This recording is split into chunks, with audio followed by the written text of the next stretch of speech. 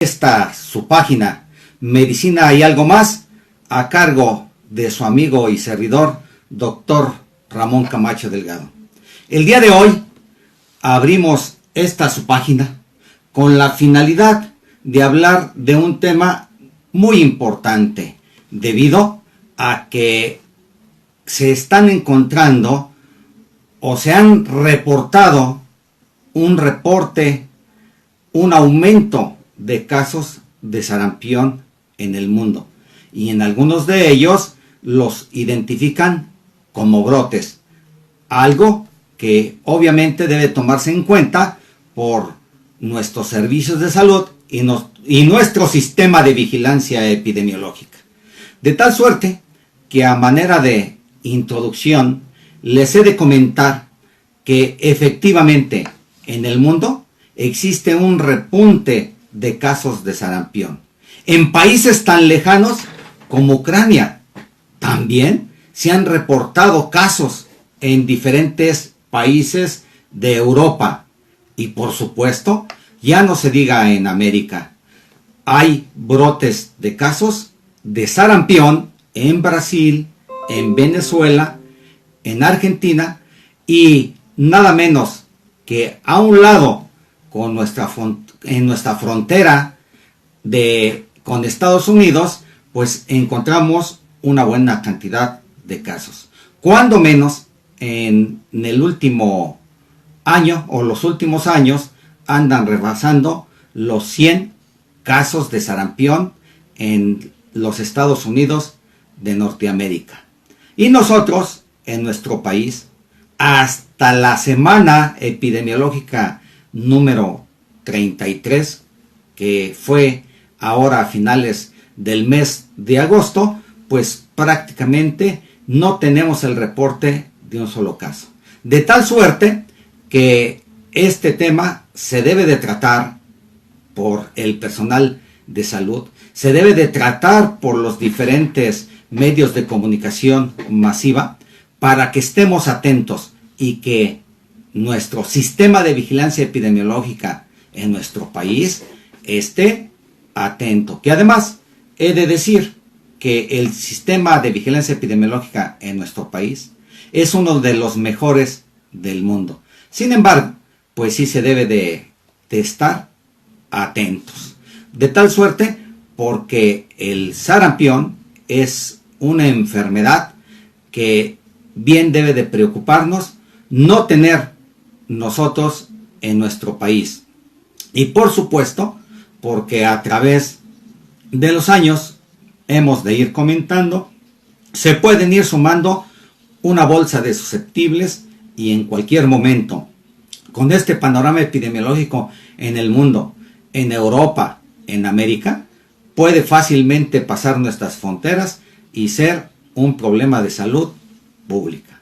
De entrada, les quiero comentar que el sarampión, para recordarlo, es una enfermedad vírica, aguda, sumamente contagiosa, que por supuesto tiene síntomas prodrómicos como fiebre, conjuntivitis, coriza, tos y, de manera específica, manchas de Koplik, que es un dato que se ubica como un dato patognomónico en la enfermedad, y que no es otra cosa más que la presencia en una zona eritematosa en la región molar, donde en el centro está un puntilleo blanquecino, y esas manchas de Koplik, insisto, se ubican como algo característico de la enfermedad de sarampión. Y posteriormente a las manchas de Koplik aparece una erupción maculopapular, que es característica, y por supuesto cefalocaudal. Con esta definición debo decirles que el agente etiológico, el virus del sarampión, es miembro del género Morbillivirus, de la familia Paramyxoviridae, y que tiene una característica este agente etiológico, que es altamente contagioso, fácilmente transmisible. De ahí que se deba de tener todos los cuidados posibles para evitar un brote. Y además de otras características que en su momento vamos a seguir platicando del sarampión. El huésped, la enfermedad es más grave en los lactantes, en los menores de 5 años. Y por supuesto, algo que es preocupante cuando aparece el sarampión es que por sí misma la enfermedad disminuye el aparato inmunocompetente de manera transitoria y pueden aparecer infecciones sobreagregadas y trae como consecuencia encefalitis, neumonía, laringotraqueobronquitis, diarreas y por supuesto, sin lugar a dudas, esas complicaciones dan al traste con la salud de los pequeños. Aunque les he de decir que, bueno, pues dentro de algunos aspectos epidemiológicos que diremos más adelante, pues es una enfermedad pues, realmente que no respeta prácticamente a la raza humana. Se da o se puede dar en todas las edades, sin embargo, es más común en los lactantes y sobre todo en los menores de 5 años. El clima donde aparece el sarampión, cuando son climas templados, el sarampión surge principalmente a finales de invierno y comienzos de primavera. Y en los climas tropicales circula sobre todo en la estación de seca. Por supuesto, su modo de transmisión es a través de la diseminación de gotitas suspendidas en el aire, de gotitas de flush, o también por contacto directo con secreciones nasales o faringias de personas infectadas y que obviamente transmiten la enfermedad a personas sanas. También se puede dar a través de artículos contaminados, de fomites, que son contaminados por secreciones nasofaringias. Insisto, es pues el sarampión es una enfermedad infecciosa, pero que tiene una característica, es muy infecciosa. Aproximadamente el periodo de incubación es de aproximadamente 10 días, pero esto puede variar de 7 a 18 días después de la exposición al padecimiento.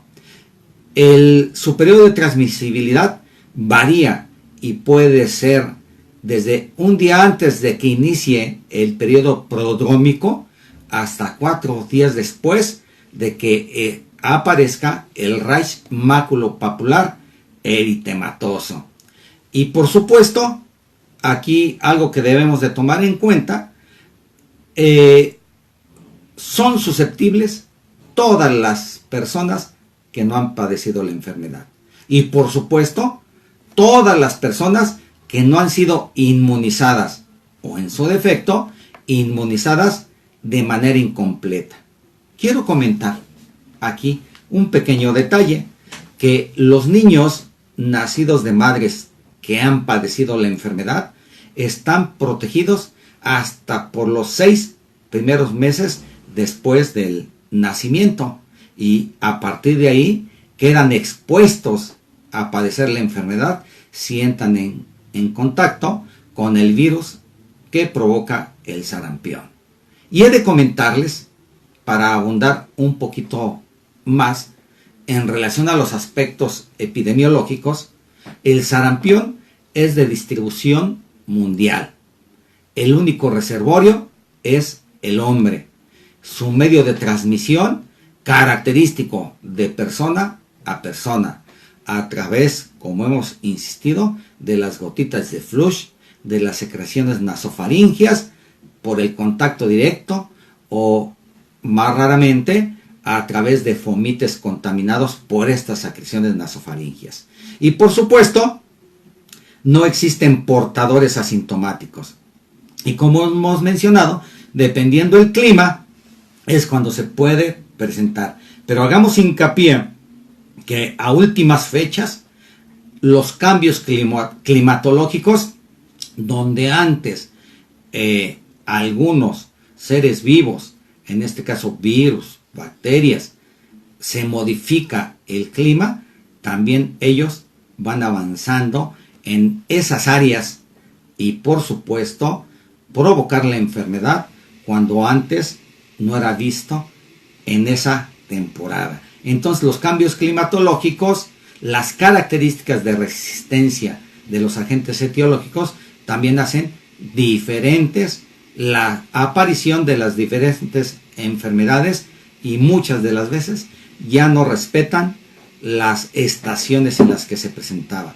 Y no hay que olvidar que por su característica, que es de distribución mundial, puede aparecer en cualquier momento.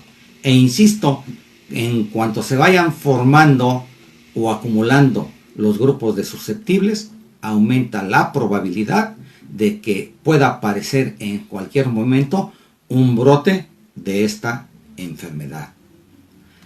Y por comentárselo, los últimos brotes en nuestro país del sarampión datan del año de 1089-90, donde existió ahí una variante. Ahí apareció el sarampión en edades más elevadas, en la adolescencia temprana. Y por supuesto, el último que se tiene registrado fue en 1995 y que tuvo una mortalidad importante en el grupo de edad que va de los 4 a los 8 años.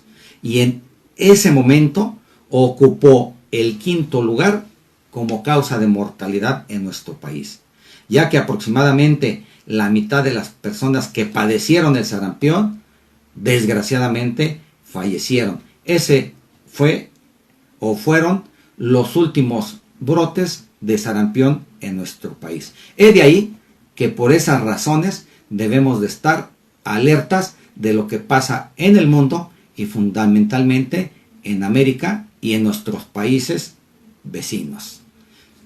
Por supuesto, el cortejo del cuadro clínico va en función de 4 fases o 4 etapas. La fase de incubación, la fase prodrómica, la fase eruptiva o también conocida como exantemática y la fase de convalescencia. Se dice que el periodo de incubación, ¿verdad?, tiene una duración variable y que puede ir de 8 a 12 días. Como promedio, ya decíamos, 10 días. El paciente, cuando tiene contacto con el virus, inicialmente no presenta ninguna sintomatología o alguna relación con el padecimiento, en este caso, el sarampión. Ya en la fase prodrómica, que tiene una duración aproximada de 2 a 4 días, se inicia con la presencia de los primeros síntomas: fiebre elevada, que habitualmente oscila de 39.5 a 40 grados centígrados, tos seca inicialmente, odinofagia, rinorrea, estornudos, conjuntivitis, bronquitis y fotofobia.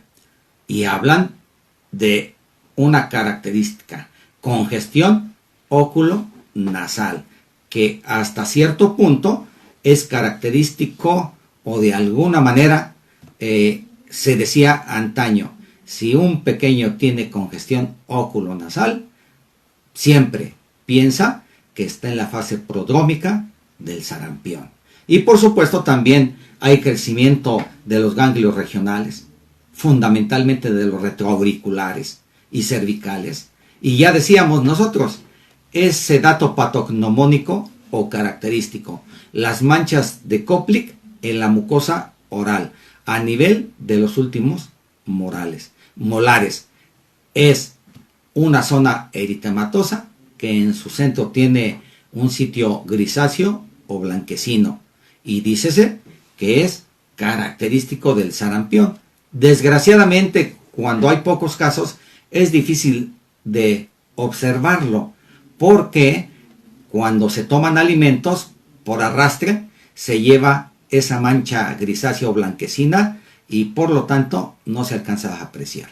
Cuando se llega a ver y cuando el personal sanitario llega a advertirlo, es cuando existen brotes y hay una gran cantidad de casos. Y al ver las manchas de Koplik podrá decir y afirmar: estamos ante un caso de sarampión hasta que no se demuestre lo contrario. Y por supuesto, la fase exantemática, que es la fase estrella del sarampión, dura un promedio de 6 a 7 días. Y ahí hay un proceso inflamatorio generalizado que, insisto, afecta a todos los órganos blancos, las conjuntivas, la piel y por supuesto la presencia de ese exantema maculopapular eritematoso cefalocaudal en su distribución, pero puede afectar también otros órganos como el vaso, la glándula hepática, las placas de Peyer y por supuesto, no hay duda, todo el epitelio respiratorio. Hay que tomar en cuenta que provoca el sarampión un periodo, si bien es cierto, corto, pero afecta el aparato inmunocompetente. Y si esto se asocia con una comorbilidad en nuestros pacientes, como malnutrición o algún otro factor, puede agravarse el cuadro clínico del sarampión. Por lo tanto, debemos de tener cuidado. Se aprecia leucopenia y plaquetopenia. Es importantísimo en esta fase exantemática.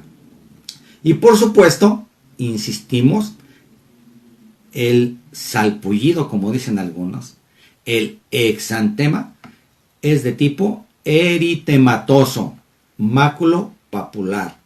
Volvemos a insistir, es cefalocaudal y habitualmente inicia en la región retroauricular, en cara, y después se va a diseminar al tronco y las extremidades.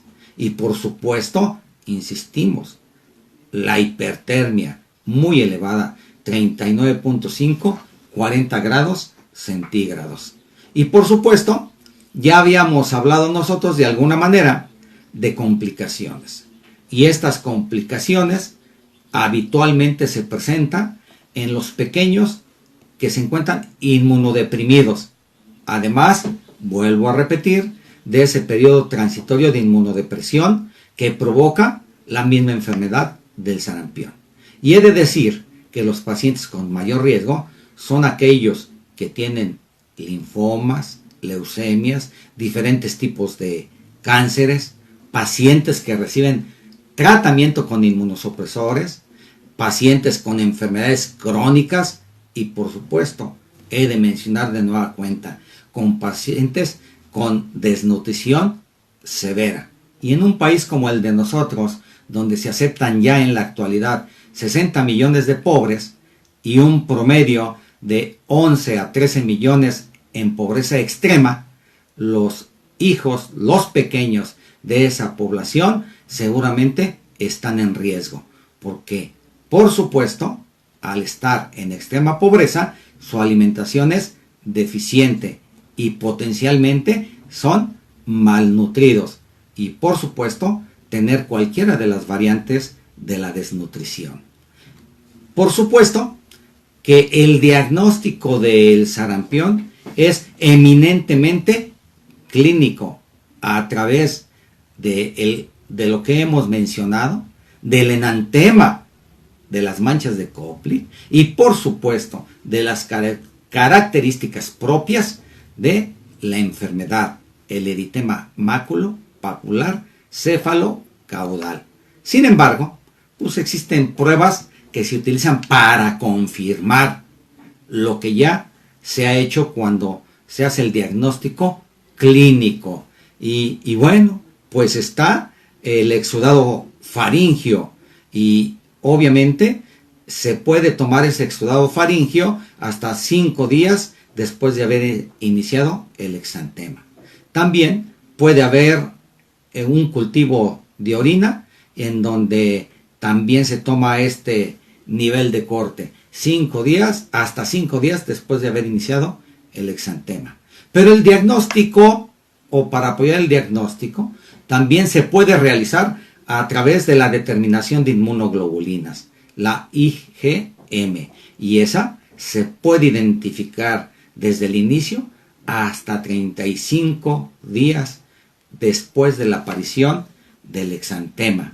Y por supuesto, bueno, cuando existe duda, se deben realizar estos estudios para poder confirmar un diagnóstico que habitualmente es clínico.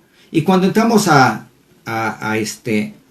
caso del tratamiento, bueno, hemos de decir que el tratamiento para este proceso viral es sintomático, que significa que dependiendo los síntomas se debe de utilizar el medicamento que haga que se yugulen estos síntomas. Si el paciente tiene fiebre, se le debe de suministrar un medicamento para disminuir la fiebre.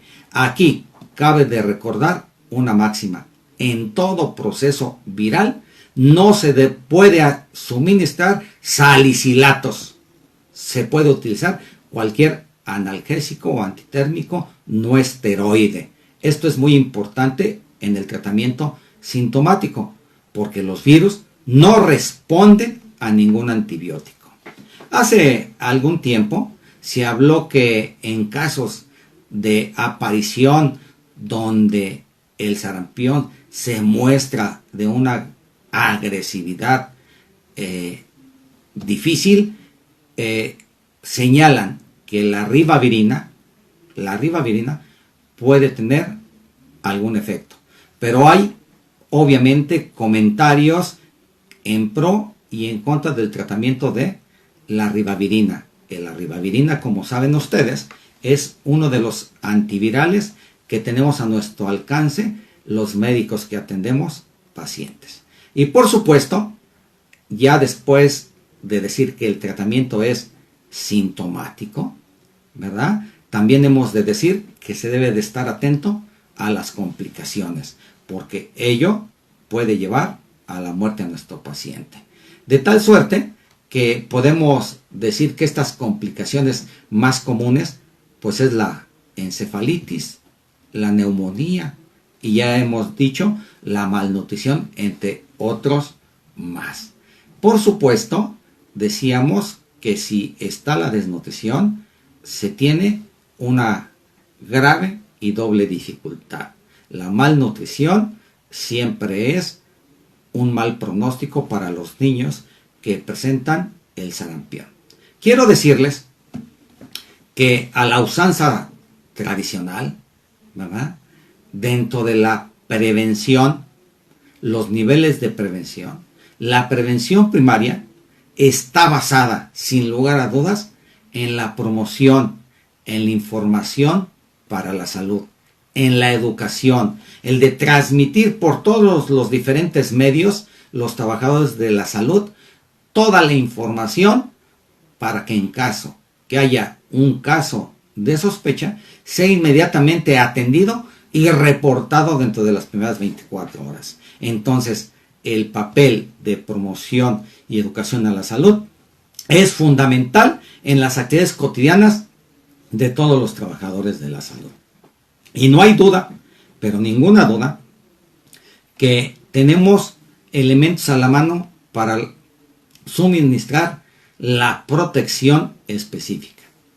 Para ello, existe la vacuna triple viral, que se conoce también como SRP. Y por supuesto, esta vacuna no solamente previene contra el sarampión, sino también contra la rubiola y parotiditis.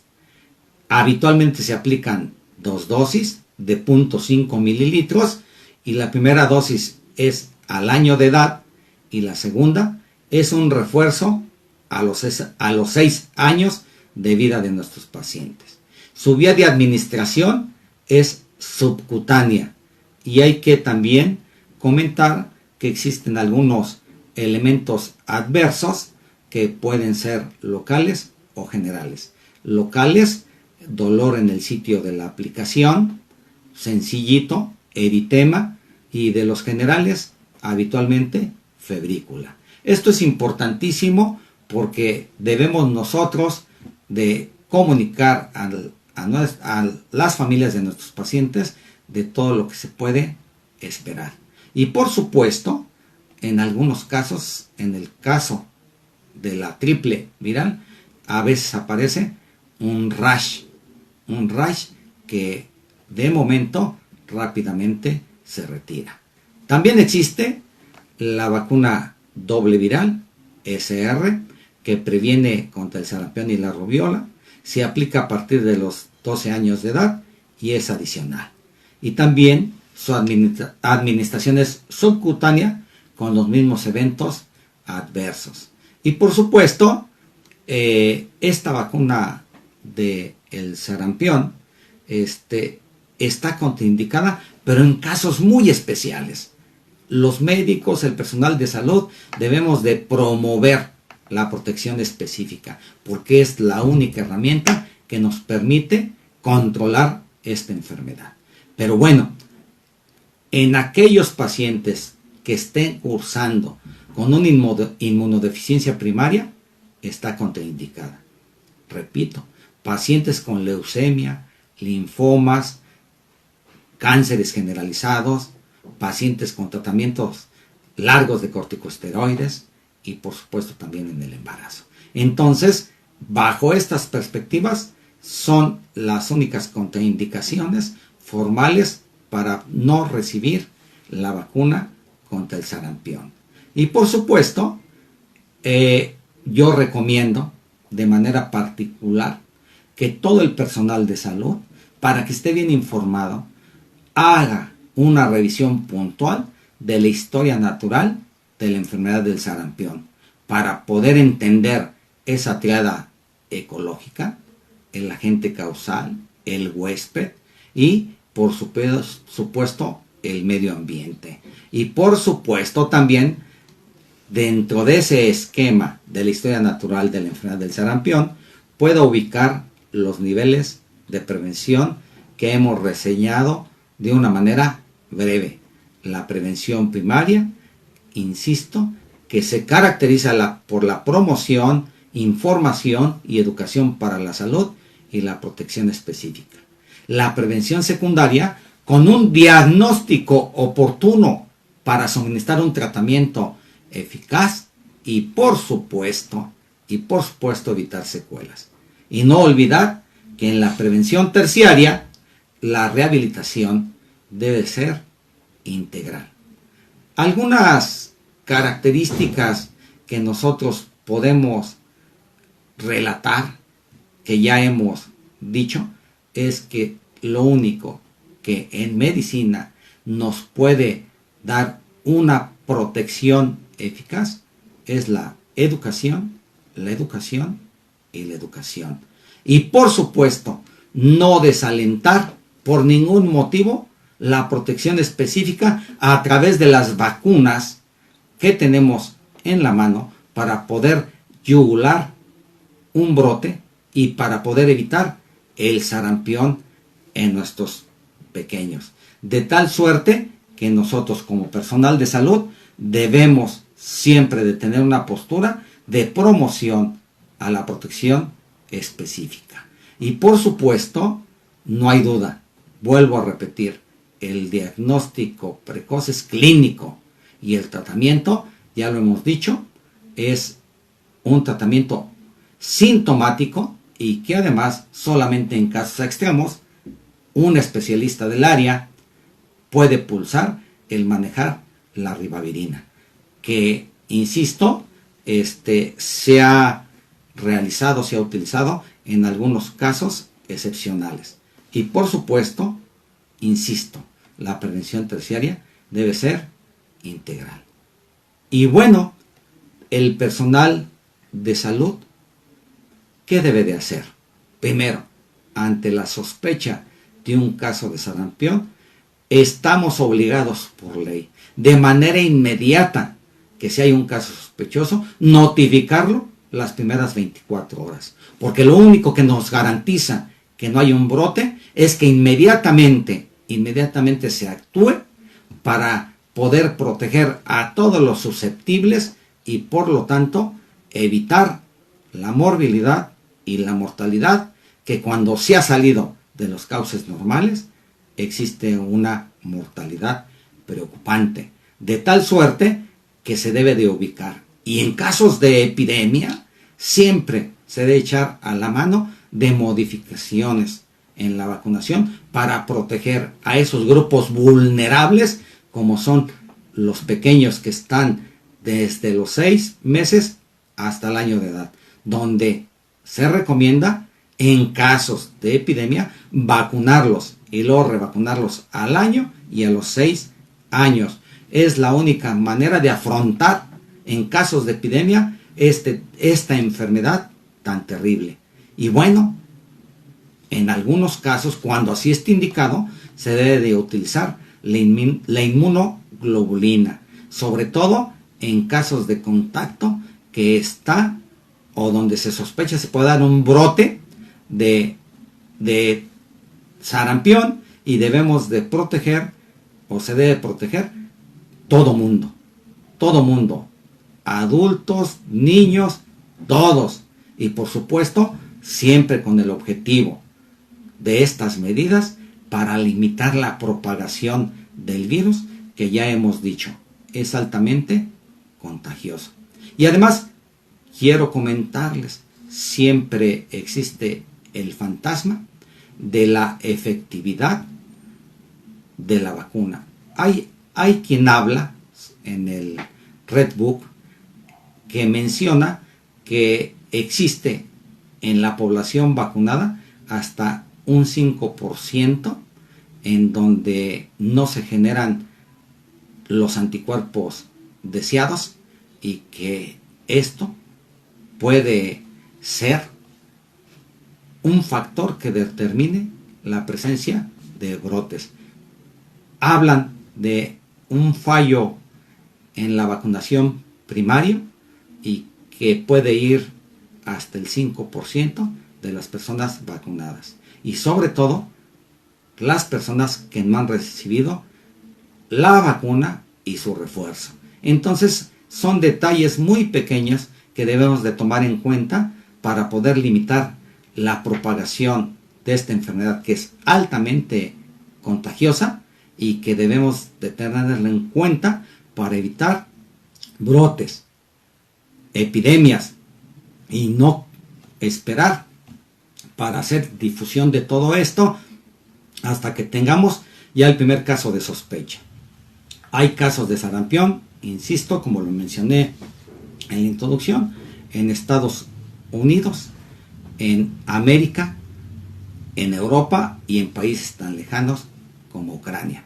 Después debemos estar al pendiente, de acuerdo a lo que se ha comentado hasta estos momentos, de esta enfermedad, que insisto, en nuestro país hasta la semana epidemiológica número 33 estamos libres de esta enfermedad. Pero eso no quiere decir que no bajemos, que no debemos bajar la guardia y estar atentos. Sobre todo, debemos de practicar nuestros niveles de prevención.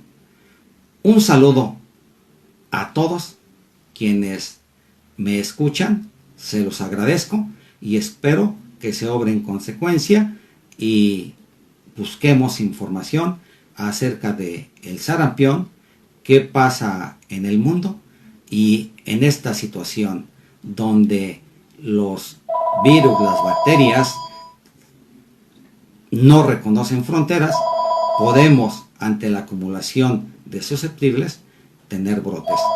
Estemos al tanto y, por supuesto, tengamos siempre firme la convicción de que nuestro sistema de vigilancia epidemiológica es excelente, uno de los mejores del mundo. Hasta la vista. Les agradece su amigo y servidor, doctor Ramón Camacho Delgado, que hayan estado atentos a esta charla sobre el sarampión y que debemos, insisto, estar atentos. Tengan ustedes un excelente día. Hasta la vista.